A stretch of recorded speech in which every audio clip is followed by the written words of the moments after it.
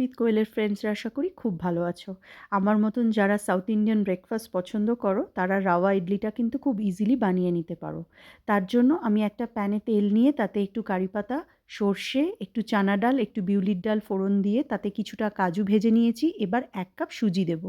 1 cup সুজিটাকেও medium আঁচে একটু নাড়াচাড়া করে এই মিক্সটাকে রেডি করে নাও।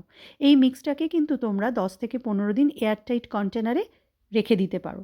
তারপর 1 কাপ সুজির জন্য আমি 1 কাপ দই দিয়েছি। তারপরে দইয়ের সাথে ভালো করে মিশিয়ে পরিমাণ মতো নুন দিয়ে এই 10 থেকে 15 মিনিট এটাকে রেস্ট হতে দেবে।